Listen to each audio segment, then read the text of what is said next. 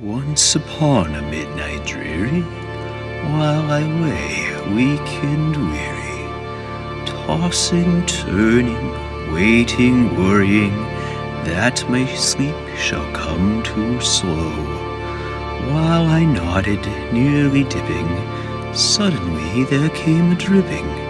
There it is, my faucet's lipping, dripping towards the sink below.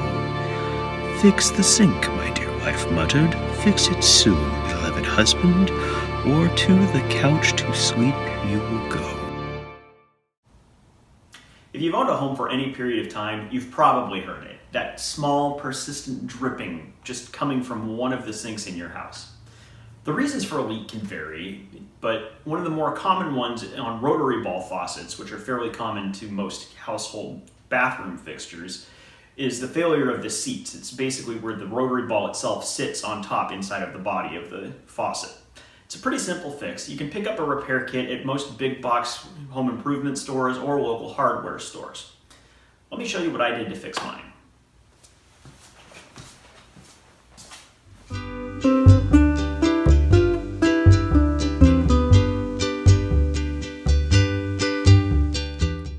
Alright, so in order to tackle this project, you're going to need a couple different things.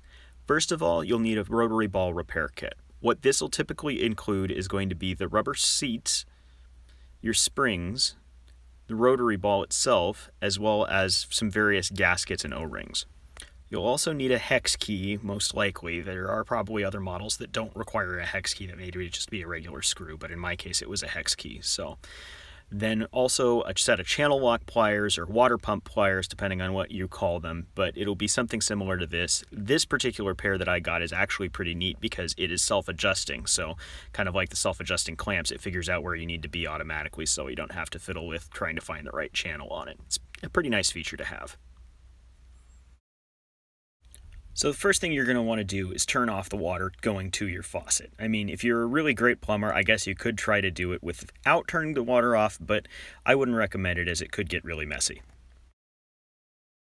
Next up, you're going to want to go ahead and remove the handle. So in most cases, it'll just be a little hex screw underneath.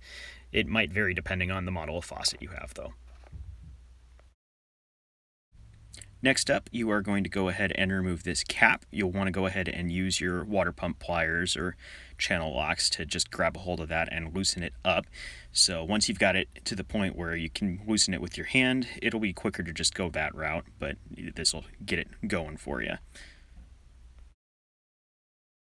So once you've got that cap off, it's going to give you access to the cam housing. You'll just go ahead and pull that off, take a look at it.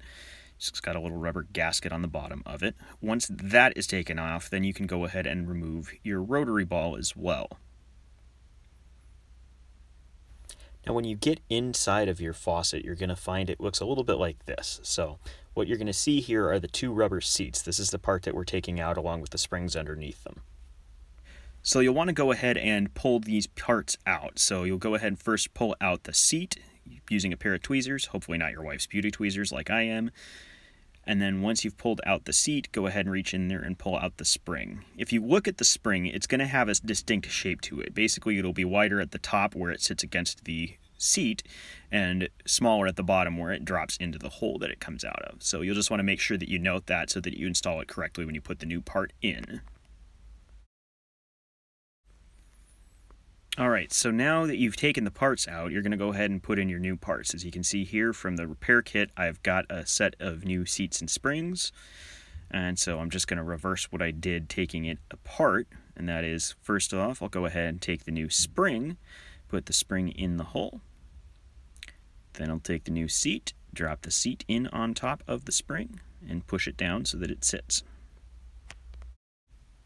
Once you've got your new seats and springs in, you'll go ahead and take your new rotary ball, stick it in there. It should line up with a particular slot in there, so it'll only fit one way. You'll just go ahead and make sure everything moves around the way it should. Next up, go ahead and put that cam housing back on top.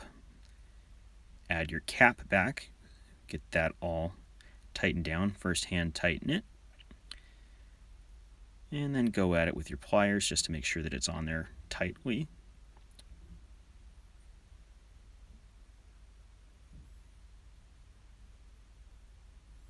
Now we got a good seal. Go ahead and reattach your handle next. And once you have that handle on there, you'll just go ahead and tighten it down with your hex wrench.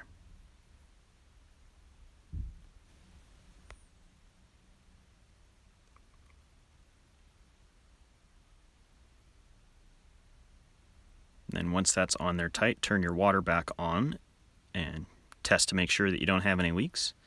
If you did it correctly, you should be able to turn the water on,